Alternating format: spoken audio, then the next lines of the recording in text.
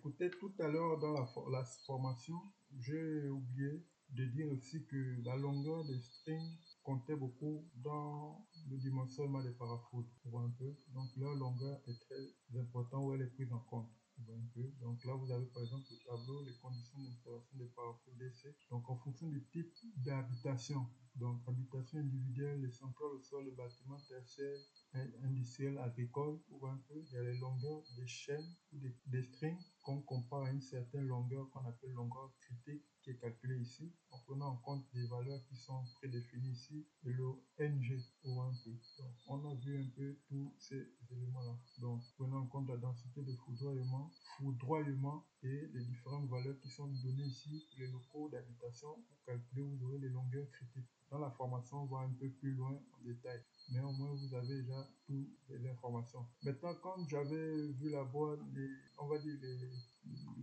la fiche technique ici, je ne me retrouvais pas trop dans les valeurs vu que je ne l'ai pas toujours préparé. Donc, je prends juste une fiche technique au hasard comme ça. Donc, les éléments importants qu'on prend en compte quand on dimensionne, on va dire les parafoudres, vous voyez un peu, ils sont connus. Vous voyez un peu, vous avez par exemple là le choix des IN, comme je disais, le courant nominal de décharge, vous voyez un peu. Et là, vous avez par exemple le choix de IMAC, vous voyez un peu. Après, vous avez quoi? UP.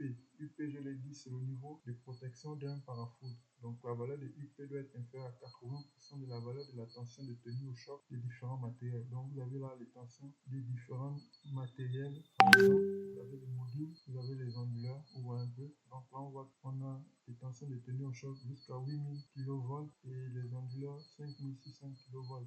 Donc, il faut s'assurer que le parafoudre qu'on choisit ou qu'on prend puisse tenir à 80% de ces valeurs-là. Après, vous avez quoi? Le choix de UCPV. Donc, on a vu UCPV, c'était la tension maximale. Bon, là, ils ont écrit. Mais moi, j'avais dit la tension maximale de régime permanent. Vous voyez un peu? Donc, là, vous avez cette valeur-là. Après, vous avez quelle valeur? Le ISCWPV, que j'avais appelé I. Non, moi, j'avais appelé le U. Il y a le U aussi. Bon, il y a tellement de paramètres et d'indices. Bref, en tout cas, vous avez ce qu'on appelle là la valeur du courant maximal, du courant admissible par le parafoudre et son déconnecteur. Donc, voilà un peu les 5 ou 4 grands paramètres qu'il faut connaître. Vous voyez un peu. Donc, mais il faut toujours respecter la tension de tenue au choc. Vous voyez un peu.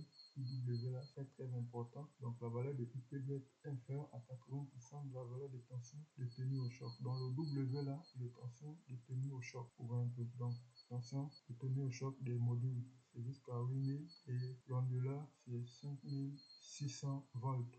Vous voyez un peu. Donc, vous vous assurez que le niveau de protection UP que vous prenez, à 80% déjà, il puisse déclencher. Il ne faut pas qu'il atteigne au niveau de protection limite. Donc, c'est ce qu'il faut ajouter au fait. Donc, vous avez le guide qui est là, vous pouvez l'approfondir. C'est ce que je voulais ajouter. Donc, là, maintenant, on va, dans la prochaine vidéo, se concentrer. Je vais faire une vidéo pour le dispositif de coupure et de sectionnement. Une seule vidéo. Je suis un peu fatigué là.